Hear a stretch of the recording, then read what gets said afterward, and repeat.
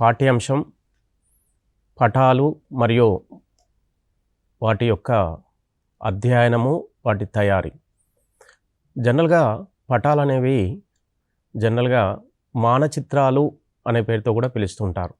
ఈ పటాల యొక్క అధ్యయనము, వాటిని ఎలా తయారు చేస్తారనేది ఈరోజు మనకు సిలబస్లో ఉంచినటువంటి మొదటి చాప్టర్. ఈ మ్యాప్లకు సంబంధించి మనకు ఈ మానచిత్రాలు ఎందుకు అవసరం, ఎలా తయారు చేయాలి, ఎలాంటి ప్రాంతాల్లో వీటి యొక్క ఉపయోగాలు ఉంటాయి అనే విషయాలను తీసుకుంటే, మనకు జనరల్గా పటాలను తయారు చేసినప్పుడు ప్రపంచ పటాలని మరియు వివిధ దేశాల పటాలు, అదేవిధంగా రాష్ట్రాలు, జిల్లాలు, వివిధ పట్టణాలు, ప్రధానమైనటువంటి పట్టణాలు, వివిధ గ్రామాలకు సంబంధించినటువంటి వివిధ ప్రాంతాలను మనం పటాలలో గుర్తించడానికి సంబంధించి ఎన్నో రకాల సాంకేతిక అంశాలను ఉపయోగించడం జరుగుతుంది.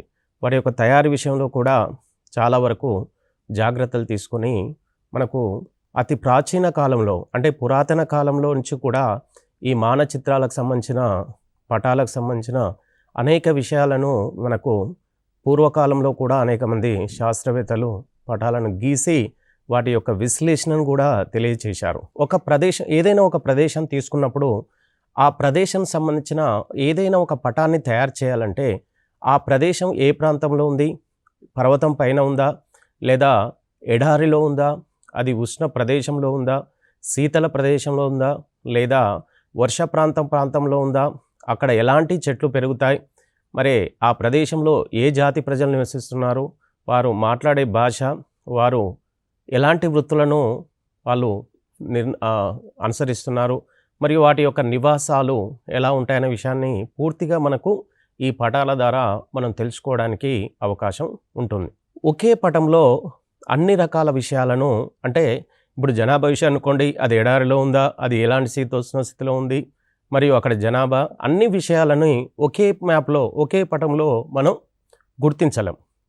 అందుకు ఒక్కొక్క విషయానికి లేదా ఒక్కొక్క అంశానికి వివిధ పటాలను మనం గీయాల్సి ఉంటుంది. అంటే వివిధ అంశాలకు సంబంధించి వివిధ పటాలను గీసి వాటి యొక్క అధ్యయనం, వాటి యొక్క అంశాలు, అవి మనకు ఎలా ఉపయోగపడతాయి అనే విషయాల్ని మనం అధ్యయనం చేయాల్సి ఉంటుంది. జనరల్గా వివిధ రకాలైన చిత్రాలను అధ్యయనం చేయాలనుకున్నప్పుడు మనకు ఈ పటాలు అనేవి ఎన్నో రకాలని ఇప్పుడే చెప్పడం జరిగింది. భౌతిక పటాలు అనేవి ఉంటాయి. అంటే భౌతిక పటాలంటే భూ ఉపరితలం పైన ఉన్నటువంటి వివిధ భూస్వరూపాలు, వాటికి సంబంధించిన శీతోష్ణ స్థితి, మరియు వాటి యొక్క రవాణా వ్యవస్థ, నేలలు, మనకు అటు తర్వాత తీసుకుంటే పారిశ్రామికంగా, వ్యవసాయకంగా, అటు తర్వాత తీసుకుంటే మనకు భౌతిక నిమ్నోన్నతాలు అంటే అంశాలు భౌతిక పటాల కిందకి రావడం జరుగుతుంది. రాజకీయ పటాలు అంటే జనరల్గా ప్రపంచ దేశాలు, అన్ని దేశాలు ఒక పటంలోకి తీసుకుంటే వివిధ దేశాల మధ్య మనకు సరిహద్దులు, వివిధ దేశాలే కాకుండా వివిధ దేశంలోన వివిధ రాష్ట్రాల మధ్య సరిహద్దులు, మరియు రాష్ట్రాల్లోని జిల్లాల మధ్య సరిహద్దులు, జిల్లాల నుంచి మరియు మండలాలు, అటు తర్వాత గ్రామాల మధ్య సరిహద్దులను రాజకీయ పటాల కిందకి రావడం జరుగుతుంది. ఈ చారిత్రక పటాల్లో మనకు జనరల్గా పూర్వకాలం నుంచి ఏ రాజులు మనకు ఎలా వారు ఏ ప్రాంతాలని పరిపాలించారు, వాటి యొక్క ఆ ప్రాంతాల యొక్క మన విశ్లేషణాత్మకంగా పటాలు ఆ ప్రాంతాలు ఏ దిక్కులో ఉన్నాయి, మరియు వారు రాజ్యం సరిహద్దులు, వారి యొక్క యుద్ధ తంత్రాలు ఎలా వారు మనకు తెలియజేశారనే విషయాలకు సంబంధించిన చారిత్రక పటాలు. ఇక పటము భూ ఉపరితలం పైన వివిధ ప్రదేశాల గురించి చెప్పేది రేఖాచిత్రం అంటారు. అంటే ఒక విధంగా పటాలను రేఖాచిత్రాల ద్వారా గుర్తించడం అనేది జరుగుతుంది. భూ ఉపరితలం పైన మనకు సముద్ర మట్టం నుంచి భూ ఉపరితలం పైన మనకు ఎన్నో రకాల 7 ఖండాలు మరియు 5 మహాసముద్రాలు ఉన్నాయి. ఈ భూ ఉపరితలం పైన అంటే మన ఖండ ఉపరితలం పైన మనకు దాదాపుగా 198 దేశాల ఉపరితల ప్రాంతంలో మనకు 198 దేశాలున్నాయి. వాటి దేశాల ఉపరితల ప్రాంతాలు, పట్టణాలు, గ్రామాలకు సంబంధించి వివిధ ప్రదేశాల గురించి తెలియజేసే మన పటమే రేఖాచిత్రంగా కూడా మనం చెప్పడం జరుగుతుంది. మనకు జనరల్గా కార్టోగ్రఫీ అనగా పటాలను అధ్యయనం చేసే శాస్త్రం. పటాలను అధ్యయనం చేసే శాస్త్రం అంటే పటాలను గూర్చిన తయారీ అని కూడా చెప్పవచ్చు. అంటే పటాలను ఎలా తయారు చేయాలి, వాటి యొక్క స్కేలు, చిత్తుపటము, వాటి యొక్క వివిధ అంశాలను ఏ అంశాలని ఆధారంగా చేసుకొని పటాలను తయారు చేసేది అనేది మనకు కార్టోగ్రఫీ పూర్తిగా తెలియజేస్తుంది. అతి ప్రధానంగా తీసుకుంటే మనకు ప్రధాన దిశలంటే మనకు డైరెక్షన్స్. ఈ డైరెక్షన్లో మనం జనరల్గా మనకు దిశలు అనేవి 4 దిశలు ఉంటాయి. అందులో మనకు పైన ఉన్నది నార్త్ అంటే ఉత్తరం, కింద ఉన్నది సౌత్, మనకు దక్షిణ దిశకు ఎడమ వైపు ఉన్నది వెస్ట్, మనకు దక్షిణ దిశకు తూర్పు దిశలో ఉన్నది ఈస్ట్. అంటే ఒక్కొక్క దిశని ఆధారం చేసుకొని వాటి యొక్క దిశలు ఎడమ వైపు ఉన్నాయా మరియు కుడివైపు ఉన్నాయా అనే విషయాన్ని మనం తెలుసుకోవడానికి వీలవుతుంది. అంటే మనకి ఇవి ప్రధాన దిశలుగా మనం చూడడం జరుగుతుంది. ఆ తర్వాత మిగతా మనకు ఉపదిశలు అంటారు, నిర్దేశిత దిశలు. మనకు తీసుకుంటే మనకు ఉత్తరానికి మరియు నార్త్ ఈస్ట్ అంటే ఉత్తరం తూర్పు ప్రాంతానికి మధ్యలో ఉన్న ఈ దిశను ఈశాన్య దిశ అనే పేరుతోని జనరల్గా పిలుస్తూ ఉంటారు. మరియు అదేవిధంగా ఉత్తరము మరియు పశ్చిమ దిశకు మధ్యలో ఉన్నటువంటి ఈ దిశను ఏమంటారంటే మనకు వాయువ్య దిశ అనే పేరుతో పిలుస్తుంటారు. అదేవిధంగా పశ్చిమం మరియు దక్షిణానికి మధ్యలో ఉన్న ఈ దిశని మనకు నైరుతి దిశగాను, అదేవిధంగా దక్షిణం మరియు తూర్పుకు మధ్యలో ఉన్న ఈ దిశని ఆగ్నేయ దిశగా జనరల్గా చూపడం జరుగుతుంది. ఈ దిశలు అనేవి అత్యంత ప్రధానమైనటువంటి అంశం. ఎందుకనే విషయం తీసుకుంటే మనకు దిశలని ఆధారంగా చేసుకొని పటాలను గీయడం అనేది ముఖ్యంగా జరుగుతూ ఉంటుంది. అంటే ఏదైనా ఒక దేశం కానీ, ఒక రాష్ట్రం కానీ, ఏదైనా ఒక ప్రాంతం కానీ, మనకు సముద్రాలు కానీ, ఇవి మనకి ఏ దిశలో విస్తరించి ఉన్నాయనే విషయాన్ని మనకి ప్రధాన దిశల్ని మరియు ఈ ఉప దిశలను ఆధారంగా చేసుకొని మనం నిర్ణయించవచ్చు. అంటే పటాలను దిశలను ఆధారంగా చేసుకొని ప్రధానంగా గీయడం అనేది జరుగుతుంది. అంటే మనకు జనరల్గా భూగోళం ఉంది. భూగోళానికి మధ్యలో భూ అక్షం ఉంది. అక్షానికి తూర్పు దిశలో ఉన్నటువంటి భాగాన్ని తూర్పు అర్ధగోళం అంటారు. ఈ భూ అక్షానికి మనకు పశ్చిమ ఉన్నదాన్ని పశ్చిమ అర్ధగోళం అంటారు. అంటే పశ్చిమ దిశ ఈ రెండింటిని మనకు బేస్ దేని ఆధారంగా దీన్ని డివైడ్ చేస్తున్నారంటే మనకి భూ అక్షం అనే విషయాన్ని మనం ఒక నిర్ణీత అంశంగా తీసుకోవడం జరుగుతుంది. అంటే ప్రతి దిశకు ఒక పాయింట్, కేంద్ర ప్రాంతం అనేది ఒకటి ఉంటుంది. సపోజ్ మనం ఈ కేంద్ర ప్రాంతానికి సెంటర్ మధ్యలో ఉన్నాం అనుకోండి. ఈ మధ్యలో ఉత్తరం దిశలో ఉండి మనకు పశ్చిమ వైపున మనం ఈ కేంద్ర స్థానంలో ఉండి దిశలకు మధ్య స్థానంలో ఉండి మనకు ఉత్తరం వైపు చూస్తున్నాము అనుకోండి. ఇలా మనం ఉత్తరం వైపు చూస్తున్నప్పుడు మనకు ఎడమ వైపున ఏ దిశ ఉంది అనే అంశాన్ని మనం తెలుసుకోవడానికి పశ్చిమ దిశ ఉంది. అదేవిధంగా ఉత్తరం వైపు చూసినప్పుడు మనకు కుడివైపున ఏ దిశ ఉందంటే ఈశాన్య అంటే ఈస్ట్ అంటే తూర్పు ప్రాంతం. మనం అదేవిధంగా సపోజ్ మనం కేంద్ర స్థానం నుంచి దక్షిణం వైపు చూస్తున్నాం అనుకోండి. అలాంటప్పుడు మనకు పశ్చిమ వైపు మనకు దక్షిణం వైపు చూసినప్పుడు ఎడమ వైపున ఏ దిశ ఉందంటే మనకు తూర్పు వస్తుంది. అదేవిధంగా మనకు దక్షిణ వైపు చూస్తున్నప్పుడు కుడివైపు వస్తుందంటే వెస్ట్రన్ సైడ్ అంటే పశ్చిమ దిశ. అంటే ఇలా మనం ఏ వైపు తిరిగి ఉన్నామనేది ఆధారంగా చేసుకొని మనం ఎడమ వైపు ఉన్నామా, కుడివైపు ఉన్నామా, ఉత్తరాన ఉన్నామా, దక్షిణాన ఉన్నామా అనే అంశాలని ఆధారంగా చేసుకొని మనం దిశలను బట్టి మనకు వివిధ రకాల ఆర్థమెటిక్ సంబంధించి రీజనింగ్ సంబంధించినటువంటి ఎన్నో అంశాలను వీటి ఆధారంగా తెలుసుకోవచ్చు.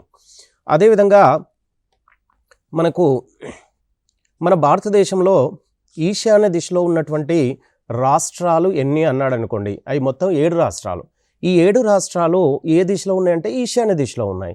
ఈశాన్య దిశలో ఉన్నటువంటి 7 రాష్ట్రాలు అవి ఏంటంటే ఏ దిశలో ఉన్నాయని మనకు ప్రపంచ పటం మన భారతదేశ పటం తీసుకొని ఈశాన్య వైపు మనకు అకార్డింగ్ టు మ్యాప్ ప్రకారం వెళ్తే మనకు 7 రాష్ట్రాలని మనం ఎక్యురేట్గా సరిగ్గా మనం పాయింట్అవుట్ చేయడానికి వీలవుతుంది. అదేవిధంగా మనకు ఆ తెలంగాణ రాష్ట్రం ఉంది. తెలంగాణ రాష్ట్రము మనకు ఏ దిశలో ఉంది అన్నాడు అనుకోండి, మనం ఎలా తెలుసుకుంటాం? దక్షిణ దిశలో తెలంగాణ రాష్ట్రం విస్తరించి ఉంది. దక్షిణ దిశలో మనకు ఉపదిశకు వచ్చామనుకోండి, ఉపదిశకు వచ్చేసరికే తెలంగాణ రాష్ట్రము మనకు బంగాళాఖాతం వైపుకు కొంత భాగం వంగి ఉంటుంది. అంటే తెలంగాణ రాష్ట్రము బంగాళాఖాతం వైపుకు వంగి ఉంటుంది అనే విషయం తీసుకుంటే, ఈ తెలంగాణ రాష్ట్రము మనకు దేనికి దగ్గరగా ఉందంటే బంగాళాఖాతం సముద్రానికి అతి దగ్గరగా ఉంది. అంటే ఏంటి, మనకు తెలంగాణ ఏ దిశకు దగ్గరగా ఉందనే విషయాన్ని తీసుకుంటే ఆగ్నేయ దిశకు దగ్గరగా ఉందనే విషయాన్ని మనం తెలుసుకోవడానికి ఈ పటాలు అనేవి ఎన్నో రకాలుగా ఉపయోగపడుతూ ఉంటాయి. అంటే ఈ దిశలను ఆధారంగా చేసుకొని ప్రపంచంలో దాదాపుగా 100కు 100% పటాలను తయారు చేయడానికి ఈ దిశలను ప్రామాణికంగానే తీసుకొని మనకు పటాలు తయారు చేయడానికి ఉపయోగించుకోవడం అనేది జరుగుతుంది. దిక్సూచనగా దిక్కులను తెలుసుకుంటూ ఉపయోగించే పరికరం. అంటే మనకు వివిధ దిశలని మరియు వాటి యొక్క ఉపదిశలను తెలుసుకోవడానికి ప్రామాణికంగా దిక్సూచిని ఉపయోగిస్తూ ఉంటారు. అంటే ప్రత్యేకంగా ఏదైనా ఒక ప్రాంతంలో మనకు దిశలు ఏ దిశలో ఉన్నామని తెలుసుకోవడానికి మనకు ఆ దిక్సూచిని ఉపయోగించి మనం దిశను తెలుసుకోవడానికి ప్రధానంగా ఈ పరికరాన్ని ఉపయోగిస్తారు.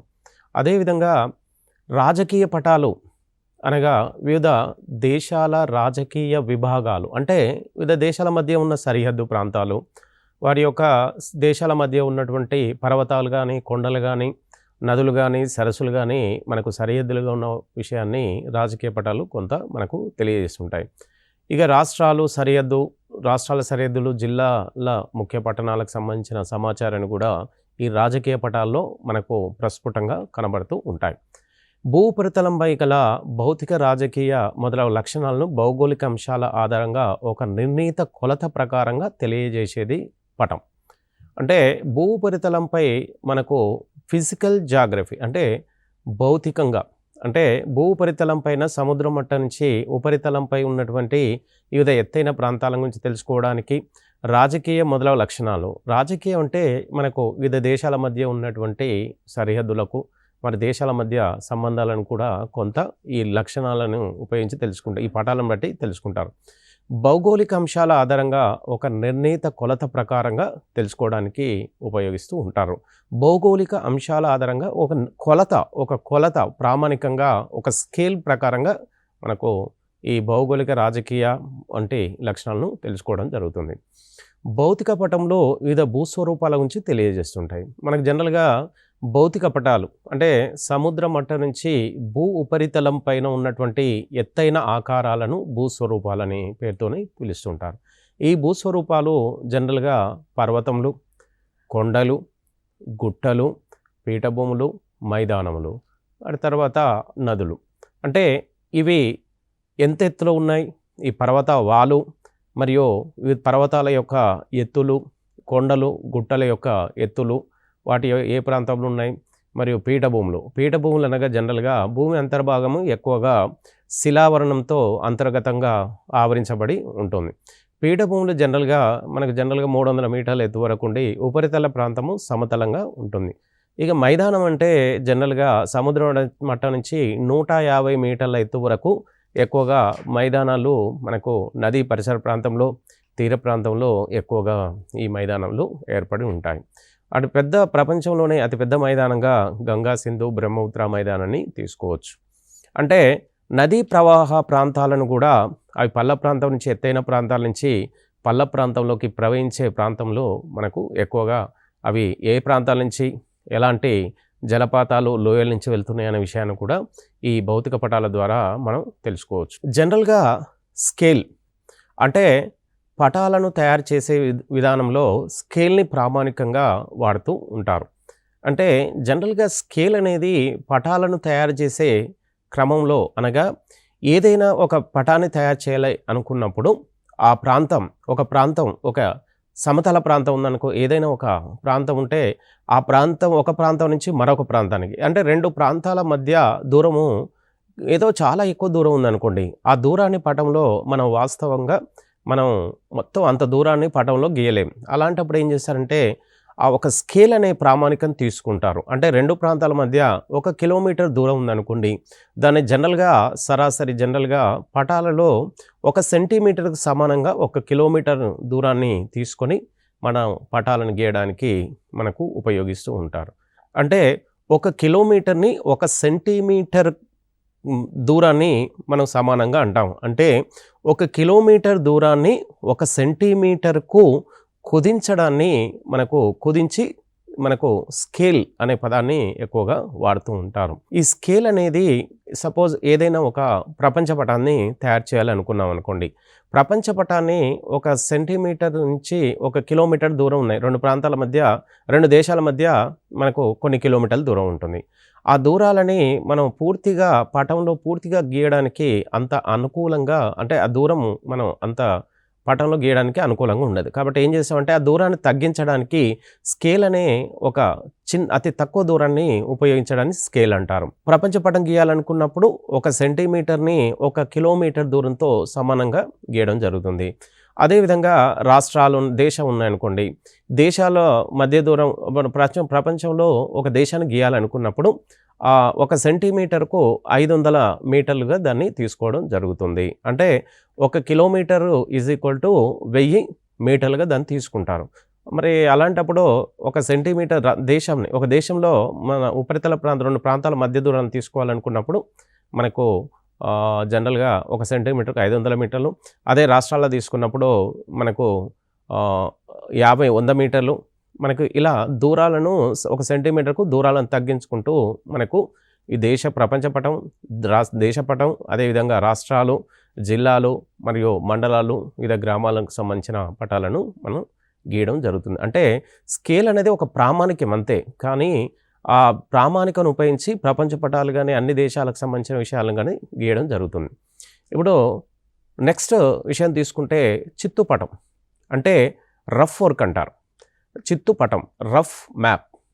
ఖచ్చితమైన కొలతలు, దూరం లేకుండా ఊహించి చిత్రించిన రేఖా చిత్రం. అంటే ఏదైనా ఒక ప్రాంతాన్ని, దాని విస్తీర్ణాన్ని, మనకు ఎత్తుని అవన్నీ మనం గీయాలనుకున్నప్పుడు మొదటగా మనకు ఆ దూరాన్ని ప్రామాణికం తీసుకోకుండా కొంత మనకు రఫ్ వర్క్‌ని చేసుకొని, ఆ రఫ్ వర్క్‌ని ఆధారంగా చేసుకొని మనకు చిట్టుపటాన్ని ఆధారంగా చేసుకొని మనం పటాన్ని గీయడం జరుగుతూ ఉంటుంది.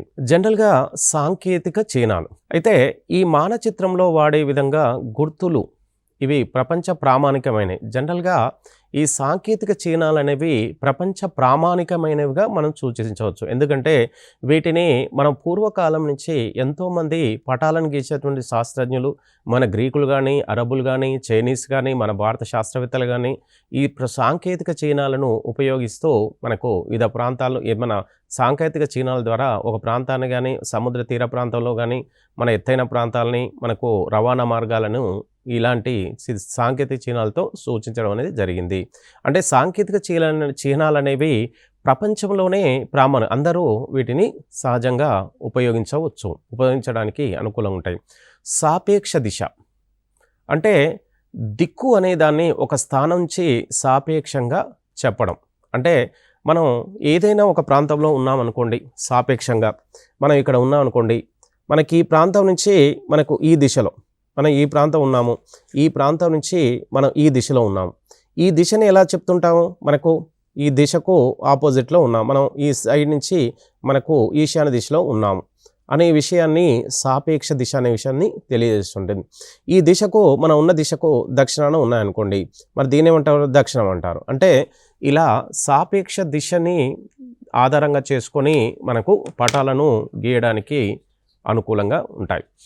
ఇక విషయ సంబంధ పటం, ఒక విషయాన్ని తెలిపే పటం.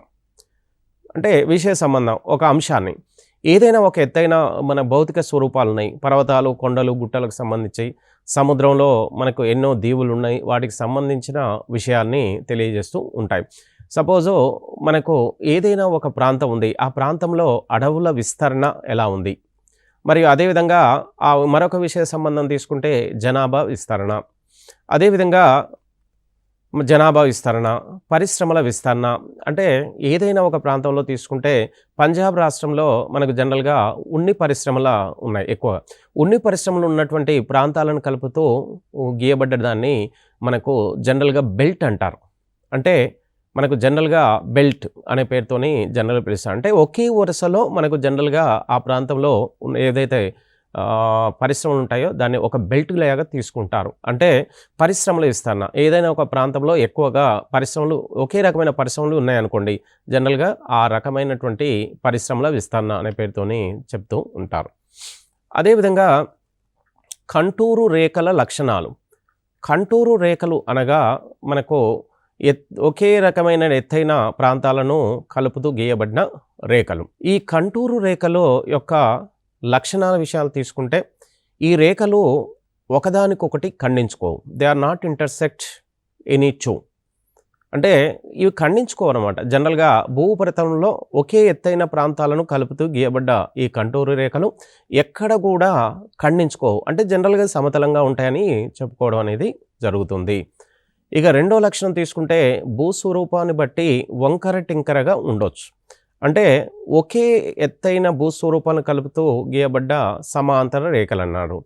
అంటే భూస్వరూపాన్ని అక్కడక్కడ కొంత వంకర టింకరగా ఉండొచ్చు ఎత్తుపల్లాలతో. కాబట్టి అక్కడిక్కడ వంకర ఉండేందుకు అవకాశం ఉన్నప్పటికీ వాటిని సమాంతర రేఖలుగానే తీసుకోవచ్చు.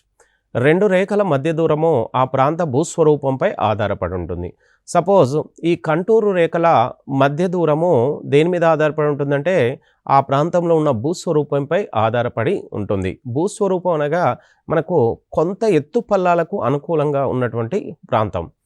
ఇక భూమి వాలు ఎక్కువగా ఉండే రేఖలు దగ్గరగా ఉంటాయి.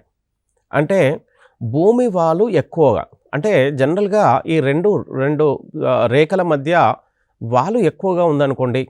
ఎక్కువగా ఉన్నప్పుడు ఏమవుతాయి? ఆ రెండు రేఖలు మనకు దగ్గరగా ఉన్నట్టుగా కనిపిస్తూ ఉంటుంది. సహజంగానే ఉంటుంది. భూమి వాలు తక్కువగా ఉండే రేఖలు దూరంగా ఉంటాయి. భూమి వాలు తక్కువగా ఉందనుకోండి, మనకు జనరల్‌గా అవి దూరంగా కనబడుతూ ఉంటాయి. ఈ కంటూర్ రేఖలు జనరల్‌గా ఎలా ఉపయోగిస్తారనే విషయం తీసుకుంటే the main uses of the contour lines. అయితే ఈ కంటూరు రేఖల ద్వారా భూ ఉపరితల స్వభావాన్ని తెలుసుకోవచ్చు. జనరల్‌గా ఉపరితలము ఎలా ఉంది అనే విషయాన్ని తెలుసుకోవడానికి ఎక్కువగా ఉపయోగిస్తారు. సపోజు మనకు జనరల్‌గా భూమి పల్లపరుపుగా ఉందనే విషయాన్ని మొట్టమొదటిసారిగా మనకు శాస్త్రవేత్తలు తెలియజేశారు. తర్వాత మనకు గోళాకారం ఉందనే విషయాన్ని తెలుసుకోవడానికి ఈ కంటూరు రేఖల ద్వారా కొంత మనం తెలుసుకోగలిగాం. ఇక అటు తర్వాత తీసుకుంటే పర్వతాలు, లోయలు వంటి పర్వతాలు, లోయలు మొదలైనవి ఎక్కడ ఉన్నాయో తెలుసుకోవచ్చు. అంటే జనరల్‌గా భూ ఉపరితలంలో ఒక ప్రాంతానికి మనకు దర్శించుకోవడానికి వెళ్ళామనుకోండి. ఒక ప్రాంతాన్ని చూడేందుకు ఒక ఎక్స్‌కర్షన్ పర్పస్‌లో వెళ్ళాం.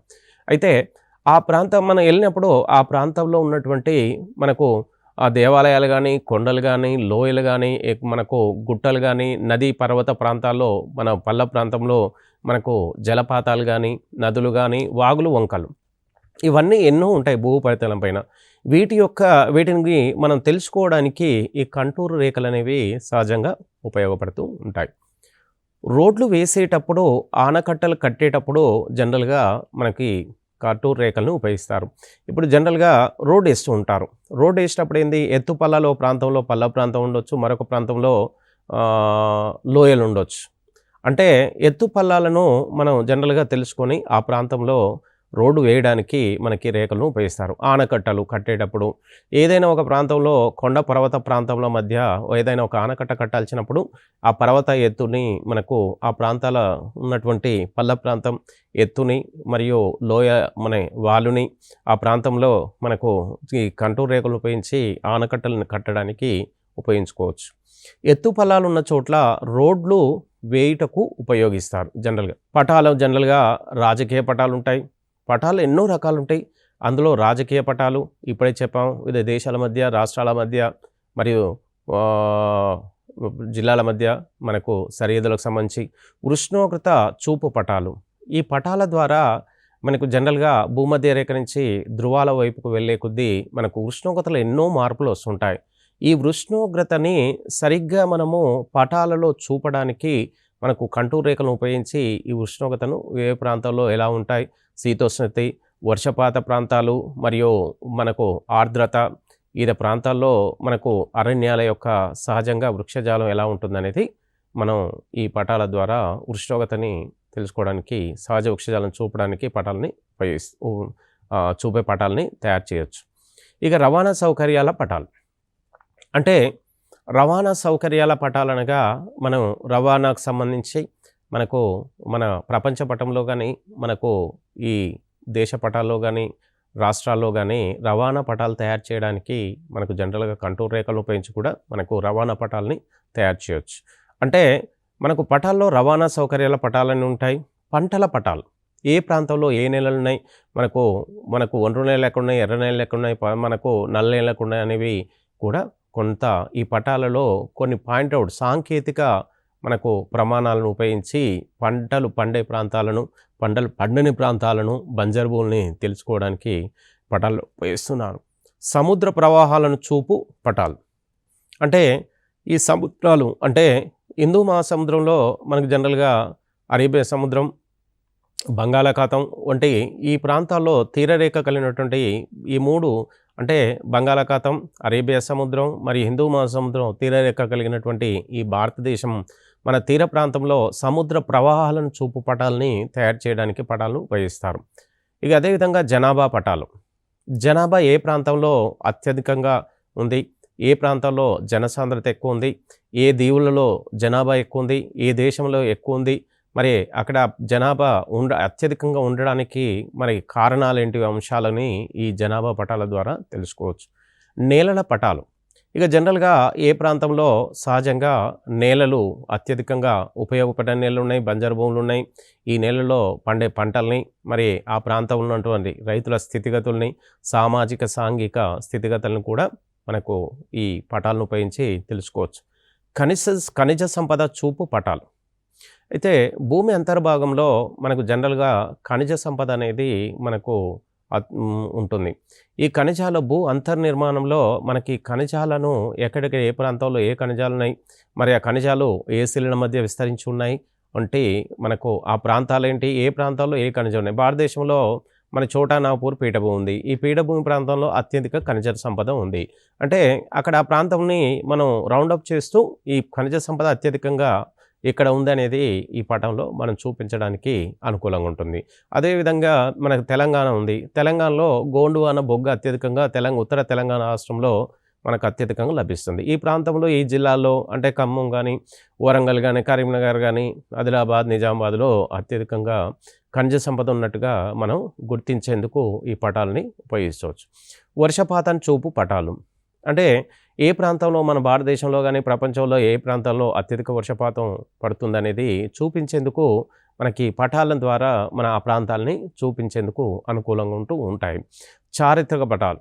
అంటే ప్రపంచంలో చారిత్రక పటాలు అంటే మనకు ప్రాచీన కాలంలో కానీ, మధ్య భారతదేశ చరిత్రలో కానీ మనకు సంబంధించినటువంటి ఏ రాజులు ఎలా పరిపాలించారు, ఏ ప్రాంతాలు ఎవరి ఆధీనంలో ఉన్నాయనేది పటాల ద్వారా మనకు తెలియజేసుకో. ఎత్తులను చూపు పటాలు. అంటే ఎత్తైన ప్రాంతాలు, కొండలు, పర్వతాలను చూపేందుకు కూడా మనకు పటాలని ఉపయోగిస్తూ ఉంటారు. ఇక స్కెచ్ అంటారు. అంటే 1 సెంటీమీటర్ని 1 కిలోమీటర్గా చూపిస్తూ మనకు ఒక స్కెచ్ గీసి పటాలను తయారు చేయడం అనేది ఇది స్కెచ్ పటాలు అంటారు.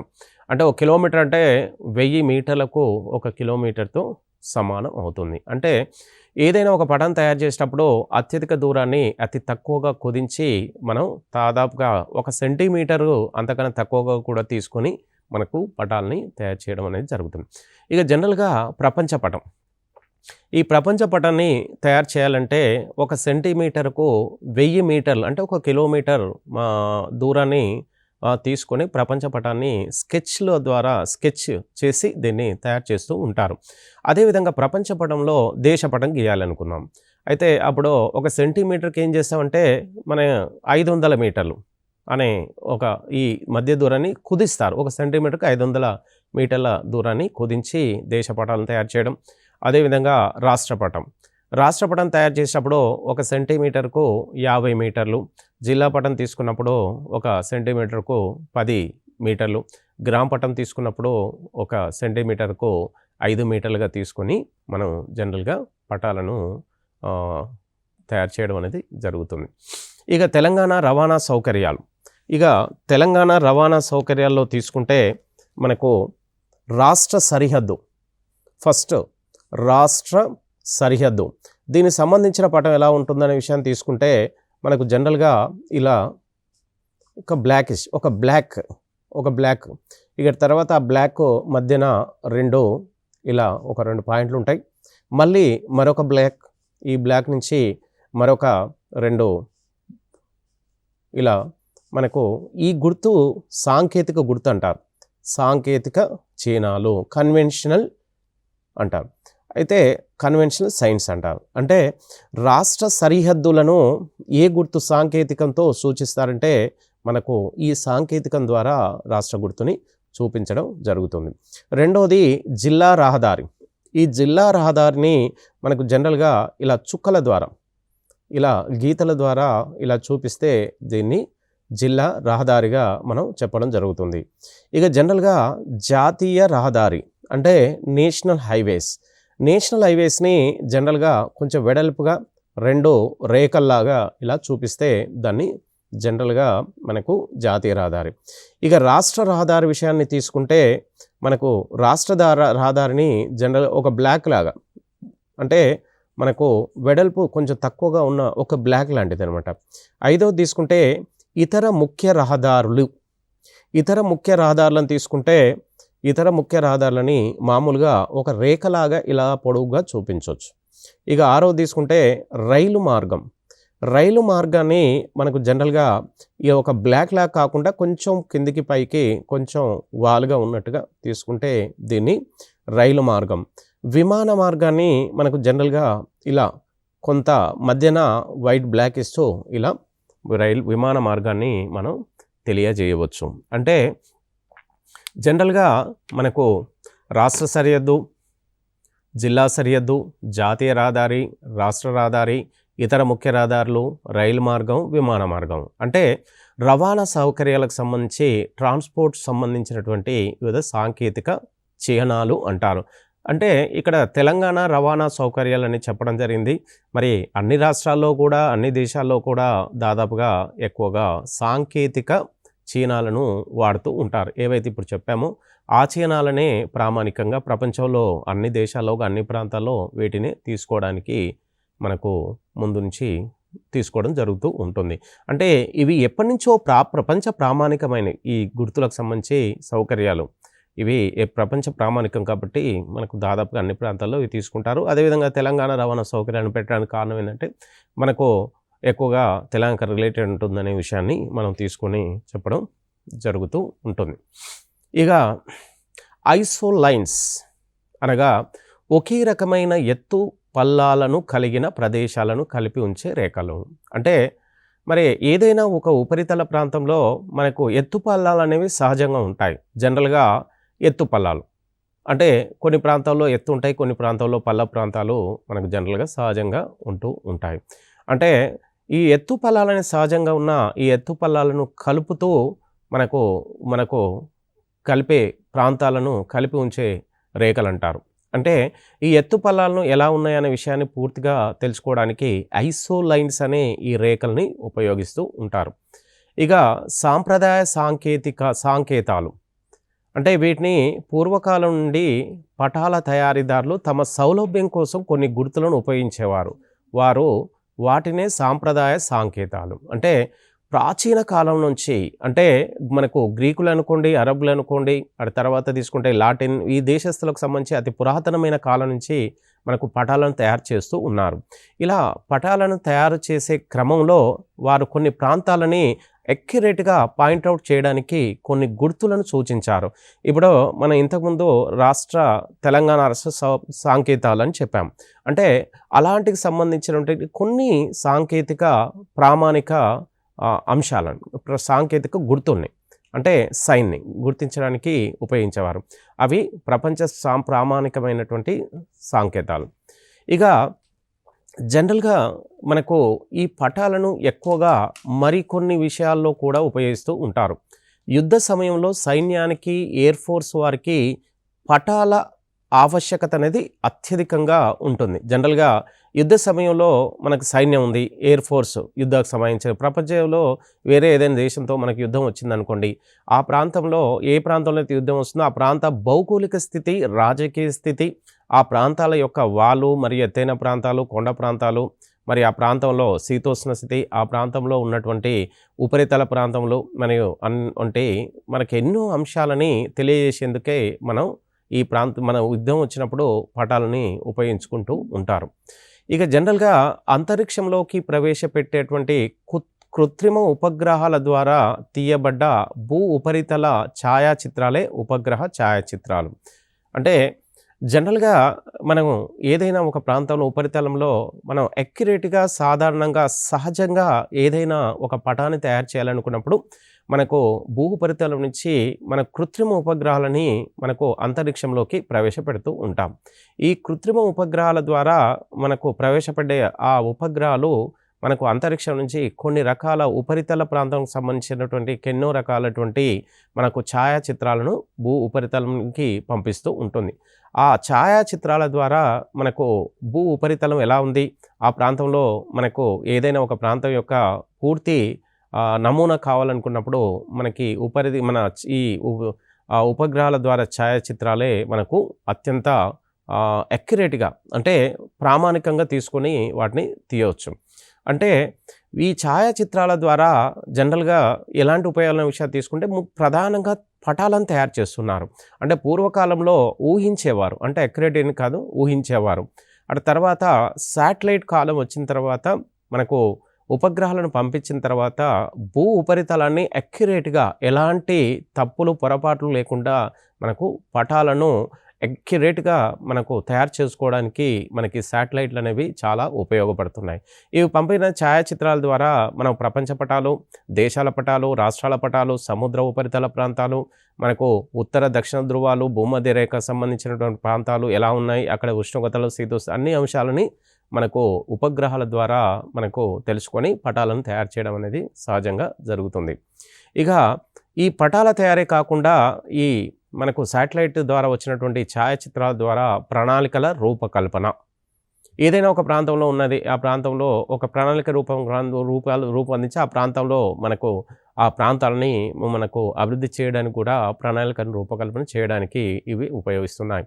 అయితే వాతావరణ పరిశోధన అంటే శాటిలైట్ ద్వారా మనకి ఏవైతే ఛాయాచిత్రాలు వచ్చాయో వాటి ద్వారా మనకు ఇంకా అంతరిక్ష పరిశోధనని ఇంకా వేగవంతం చేయడానికి మనకు ఉపయోగపడుతున్నాయి. అటవీ సంరక్షణ, ఏదైనా ఒక ప్రాంతంలో అటవీ సంరక్షణ ఉందనుకోండి, అటవీ ప్రాంతం ఎక్కువ ఉందనుకోండి, ఆ ప్రాంతంలో అటవీ సంరక్షణ తగ్గించకుండా ఇంకా పెంచుకోవడానికి, అటవీ సంరక్షణ తక్కువ ఉందనుకోండి, ఏదైనా ప్రాంతంలో అటవీ సంరక్షణ అంటే అటవీ విస్తీర్ణం తక్కువ ఉందనుకోండి, ఆ ప్రాంతంలో మనకు అడవులను పెంచుకోవడానికి మరియు వాటి యొక్క సంరక్షణకు కూడా మనకు ఉపయోగిస్తాం. యుద్ధతంత్రం వంటి వాటిలో కూడా మనకు జనరల్‌గా శాటిలైట్ ఛాయాచిత్రాలని ఉపయోగించవచ్చు. ఓకే.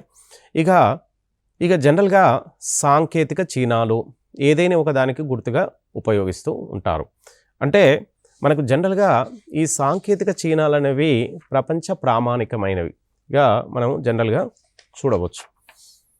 ఇక అటు తర్వాత తీసుకుంటే ఈ సాంకేతిక చిహ్నాలు అనేవి పూర్వకాలం నుంచి కూడా ప్రామాణికంగానే తీసుకోవడం జరుగుతుంది. ఇప్పుడు జనరల్‌గా సాంకేతిక చిహ్నాల్లో అతి ప్రధానంగా మనకు తార్ రోడ్ ఉందనుకోండి, తార్ రోడ్ని జనరల్‌గా ఎలా చూపిస్తారు? ఈ సాంకేతిక చిహ్నాన్ని విషయాన్ని తీసుకుంటే తార్ రోడ్ని ఈ గుర్తుతో, ఈ సాంకేతికంతో చూపిస్తూ ఉంటారు. ఇక తర్వాత తీసుకుంటే రెండవది మట్టి రోడ్డుని జనరల్‌గా రెండు వైపులా కొంత గ్యాప్ ఇచ్చుకుంటూ ఇలా మట్టి రోడ్డుని సూచించడం జరుగుతుంది. ఇక తర్వాత తీసుకుంటే కాలిబాట, మనం జనరల్‌గా వాకింగ్‌కి వెళ్తూ ఉంటాం, వాకింగ్ కానీ జనరల్‌గా నడుచుకుంటూ వెళ్తుంటాం. అంటే కచ్చా రోడ్ల టైప్ అనమాట. చెట్లు చేమలు రెండు వైపులు ఉంటాయి. అటు తర్వాత అవి మనకు కాలిబాట వైపున తీసుకొని వెళ్తే ఇక్కడ కొంత గ్యాప్లో పంటి ఇలా కొంత ఉండడం పల్ల ప్రాంతం ఉండి కొంత గుంతలు అలాంటివంటి ఉంటే ఈ గుర్తుతో చూపిస్తూ ఉంటారు. ఇక బండ్లబాట అంటే మనకు బండ్లని ఎడ్లను కట్టించి బండ్లని మనకు లగేజ్ని ఒక ప్రాంతం నుంచి మరొక ప్రాంతానికి సంతలు కానీ అటు ఇటు తీసుకెళ్ళడానికి మనకు జనరల్గా బండ్లబాటని ఉపయోగిస్తుంటారు. ఈ బండ్లబాట అనేది సహజంగా కొంత ఎత్తుపల్లాలు తక్కువగా ఉండి ఒక లైన్ లాగా ఇలా ఉండడం జరుగుతుంది. ఇక పశువుల బాట అంటే పశువులు ఎలాంటి కంపా చెట్లైనా ఎలాంటి ప్రాంతం నుంచా కూడా జనరల్గా పశువులు అనేవి ప్రయాణిస్తూ ఉంటాయి.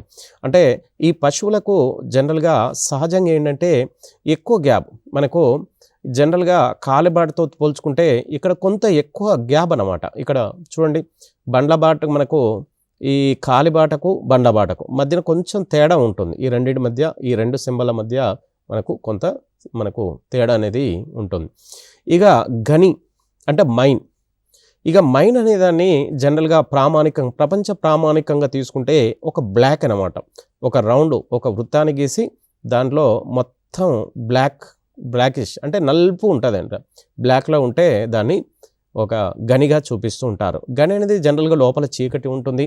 దాన్ని దాదాపుగా ప్రపంచంలో అత్యధికంగా లోతైన గనులను తీసుకుంటే అవి దాదాపుగా 7 కిలోమీటర్ల 4 కిలోమీటర్ల వరకు అంటే ఎక్కువ లోతులోకి గని 4 కిలోమీటర్ల కంటే ఎక్కువ లోతులో ప్రపంచంలో ఇప్పటివరకు గనిని తోవడం అనేది జనరల్గా జరగలేదు. ఇక తర్వాత తీసుకుంటే చర్చ్ జనరల్గా తెలిసిన విషయమే. చర్చ్ అనేది జనరల్గా దాని ఆకారం తీసుకుంటే పైన ఒక శిలవలాగా ఉండి కింద ఒక ఎంట్రన్స్ గేట్ లాగా ఉంటుంది. దీన్ని చర్చ్ అంటారు. ఇక మసీద్ విషయాన్ని తీసుకుంటే జనరల్గా పైన బురుజులు ఉన్నట్టుగా మనకు కనబడుతుంది. చూడండి ఇక్కడ బురుజులు పైన ఇలా ఒక రూఫ్ లాగా ఉండి పైన ఒక బురుజు అనమాట. బురుజు పైన ఇలా ఒక బురుజు మరి ఇటువైపున ఒక బురుజు ఇలా 2 బురుజులు ఉండి పైన ఒక హట్ లాగా కింద ఒక ఎంట్రన్స్ అలాంటి వాటిని ఉంటే దీన్ని మసీద్ అంటారు. ఇక జనరల్గా దేవాలయం అనేది మనం జనరల్గా ప్రతిరోజు ఎక్కడో ఒక చూస్తుంటాం కాబట్టి మనకు పైన ఒక గుమ్మటంలాగా గోపురంలాగా ఉండి పైన ఒక జెండా కట్టేందుకు అనుకూలంగా ఒక కట్టె ఏదో ఒకటి ఉన్నట్టుగా మనకు కనబడుతుంది. ముఖద్వారం దేవాలయం వెళ్ళడానికి ముఖద్వారం ఒకటి జనరల్గా ఇలా ఉంటుంది. ఇక దీపస్తంభం తీసుకుంటే ఇక జనరల్గా ఈ దీపస్తంభం అనేది చదరంగంలోని మనకు ఏదైతే ఆట వస్తువులు ఉంటాయో దానిలో కొంచెం ఉండి కొంచెం పైన ఇలా క్రాస్ ఇంటూ రూపంలో ఉంటే దీన్ని దీపస్తంభం అంటారు. ఇక వంతెన తీసుకుంటే జనరల్గా ఒక వంతెన ఉందనుకోండి అంటే డ్యామ్.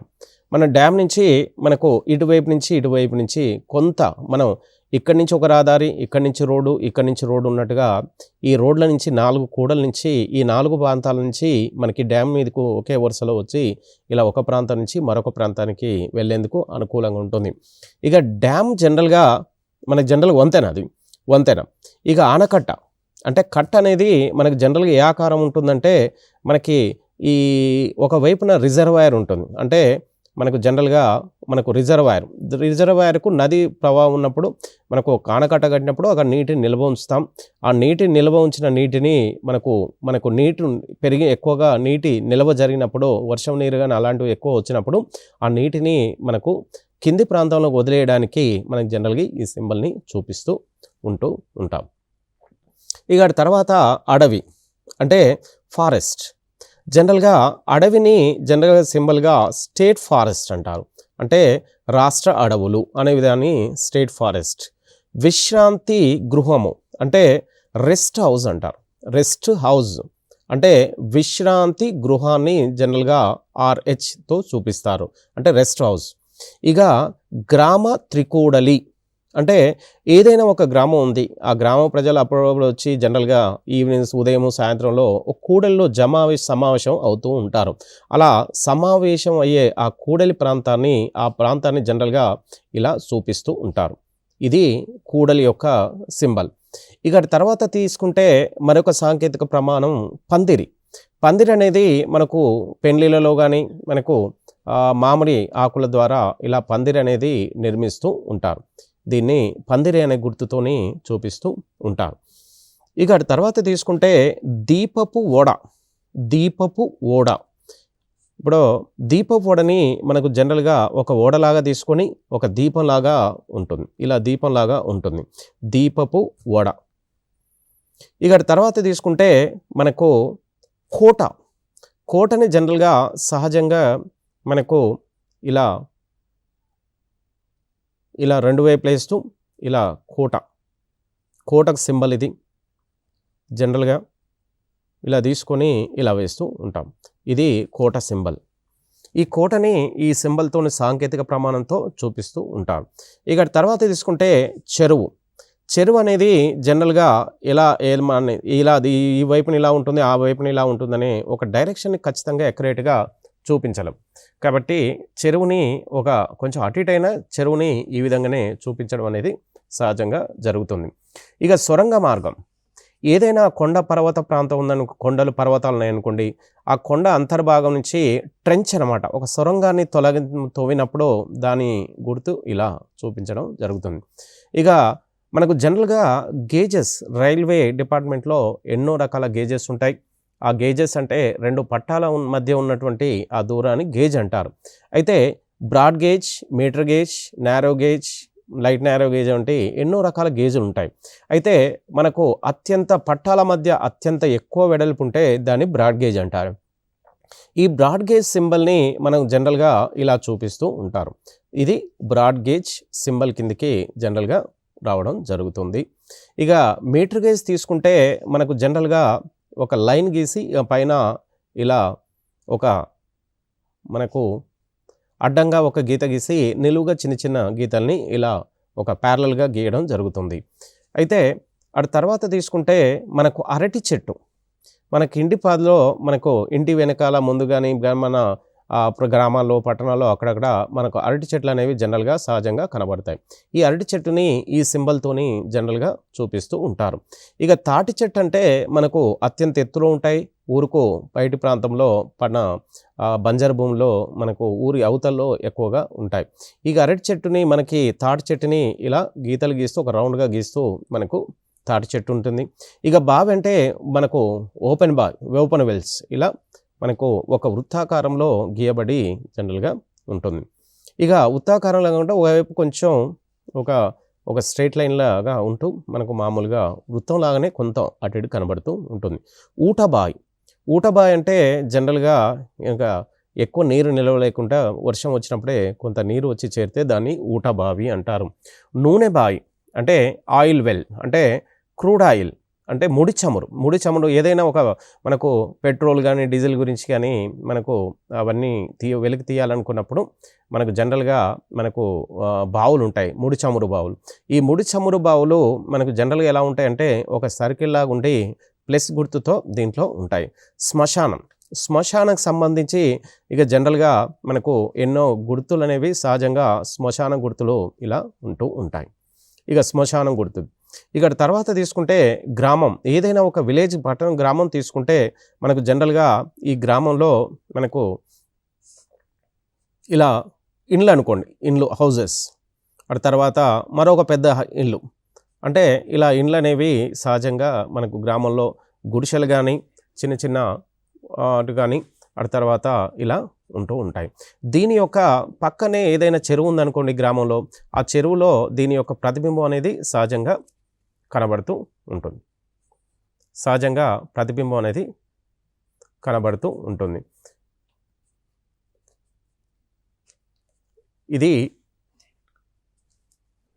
ఇది జనరల్‌గా ఇవి ఒకవైపు గ్రామంలో ఉన్నటువంటి వివిధ రకాల గృహ సమూహాలు ఉంటాయి. మరి ఇంకో వైపులో మనకు నదులు అనేవి, చెరువులు అనేవి గ్రామంలో సహజంగా కనబడతాయి.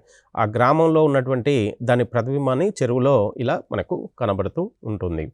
ఇక నిమ్నోన్నత రేఖలు అంటే నిమ్నోన్నత అంటే కొంత అంతర్భాగంలోకి ఉన్నట్టుగా కొంత ఈ రేఖల్ని ఇలా మనకు వంకలు తిరిగినట్టుగా కనబడుతుంది.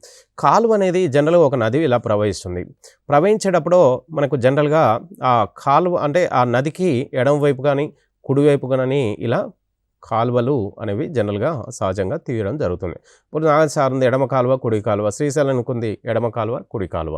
ఇక నది యొక్క ఆకారం తీసుకుంటే మనకు నది ఎన్నో రకాల ఎత్తైన ప్రాంతాల నుంచి పల్ల ప్రాంతంలోకి, పల్ల ప్రాంతం నుంచి మనకు లోయల గుంట, లోయల నుంచి ఎన్నో లోయలకు ఉంచి అలా ప్రవహిస్తూ ఏదో ఒక నది సముద్రంలో కలుస్తూ ఉంటుంది. అంటే మనకు నది అనేది చక్కగా స్ట్రెయిట్ లైన్‌గా వెళ్ళాలే అవకాశం లేదు. ఎందుకంటే ఉపరితల ప్రాంతం ఎత్తు పొలాలు ఉండడం వల్ల నది అనేది వంకర్లు, టింకర్లు తిరుగుతూ మనకు జనరల్‌గా సహజంగా ప్రవహిస్తూ ఉంటుంది. ఇక వాగులు అంటారు.